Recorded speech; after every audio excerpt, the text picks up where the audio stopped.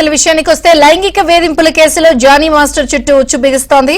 Case విచారణ వేగవంతం చేశారు నార్సింగి పోలీసులు.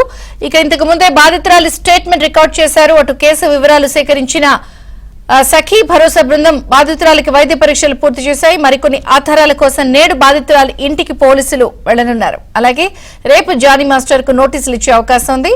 మైనర్ గా ఉన్నప్పుడే బాధితురాలికి లైంగిక వేధింపులు ఎదురైనట్లు తేలింది.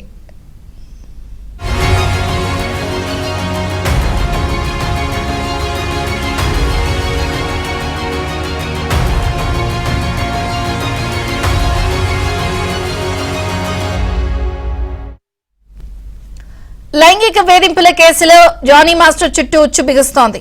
కేసు విచారణ వేగవంతం చేశారు నార్సింగ్ పోలీసులు. ఇక ఇంతకు ముందే బాధితురాలు స్టేట్మెంట్ రికార్డ్ చేశారు. అటు కేసు వివరాలు సేకరించింది సఖీ భరోసా బృందం. బాధితురాలికి వైద్య పరీక్షలు పూర్తయ్యాయి. మరికొన్ని ఆధారాల కోసం నేడు బాధితురాలి ఇంటికి పోలీసులు వెళ్లనున్నారు. అలాగే రేపు జానీ మాస్టర్ కు నోటీసులు ఇచ్చే అవకాశం ఉంది. మైనర్ గా ఉన్నప్పుడే బాధితురాలికి లైంగిక వేధింపులు ఎదురైనట్లు తేలింది.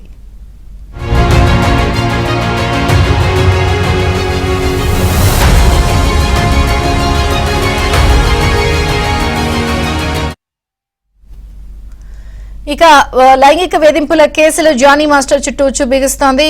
మరికొన్ని అంశాలు కూడా వెలుగులోకి వస్తున్నాయి. బాధితురాలిని మైనర్ గా ఉన్నప్పటి నుంచే లైంగిక వేధింపులు చేసినట్టుగా, అలాగే పోలీసులు కూడా రేపు జానీ మాస్టర్ ను విచారించే అవకాశం ఉంది. మరిన్ని వివరాలు మా క్రైమ్ ప్రతినిధి శశి అందిస్తారు. శశి, హత్యాచారం కేసులో జానీ మాస్టర్ చుట్టూ ఉచ్చు బిగిస్తోంది. అయితే ఇప్పటికే జానీ మాస్టర్ను అరెస్ట్ చేసేందుకు రంగం సిద్ధం చేసినట్టుగా తెలుస్తోంది. ఈ కేసులో స్పీడ్ పెంచినటువంటి నార్సింగి పోలీసులు ఇక జానీ మాస్టర్కు నోటీస్ ఇచ్చి అతన్ని అరెస్ట్ చేసేందుకు వీలుగా ఇప్పటికే ఏర్పాట్లు చేసుకున్నట్టుగా తెలుస్తోంది. ఏ క్షణమైనా ఇటు జానీ మాస్టర్ని అరెస్ట్ చేసేటటువంటి అవకాశం అయితే కనిపిస్తోంది.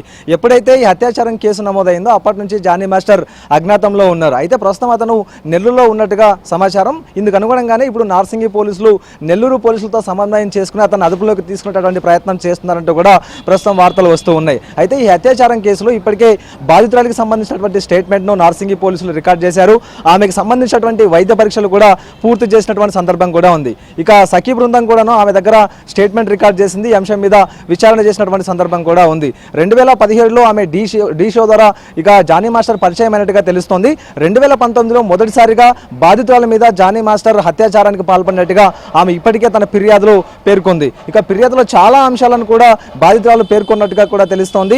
అయితే తనను షూటింగ్ వెళ్ళిన ప్రతిసారి కూడా లైంగిక వేధింపులకు గురి చేయడంతో పాటు తాను పర్సనల్గా ఉన్నప్పుడు కూడాను వచ్చి తన మీద లైంగిక వేధింపులకు జానీ మాస్టర్ పాల్పడినట్టుగా ఆమె చెప్పినటువంటి సందర్భం కూడా ఉంది. ఇదే అంశం మీద ఇటు సినీ పరిశ్రమ కూడా జానీ మాస్టర్కు వ్యతిరేకంగా మాట్లాడడం మొదలుపెట్టింది. ప్రధానంగా ఒక మీడియా సమావేశాన్ని ఏర్పాటు చేసి జానీ మాస్టర్కు సంబంధించినటువంటి అన్ని అంశాల మీద వివరణ ఇచ్చింది. ఇక బాధితురాలు మైనర్గా ఉన్నప్పటి నుంచే లైంగిక వేధింపులు ఎదుర్కొన్నట్టుగా కూడా సినీ పరిశ్రమ కూడా చెప్తోంది. ఇక సినీ పరిశ్రమకు సంబంధించినటువంటి వేధింపుల పరిష్కార ప్యానల్ కూడాను ఇదే అంశం మీద సీరియస్గా దృష్టి సారించి ఇప్పటికే సమాచారాన్ని కూడా సేకరించింది. అందులో భాగంగానే మైనర్గా ఉన్నప్పటి నుంచే బాధితురాలు ఈ లైంగిక వేధింపులను ఎదుర్కొన్నట్టుగా కూడా ఇప్పటికే నిర్ధారించినటువంటి సందర్భం కూడా ఉంది. అయితే ఎప్పుడైతే జానీ మాస్టర్ లైంగిక వేధింపులు ఎక్కువయ్యాయో ఇక బాధితురాలు అప్పటి నుంచి కూడా తాను సొంతంగా పని చేసుకోవడం ప్రారంభించింది.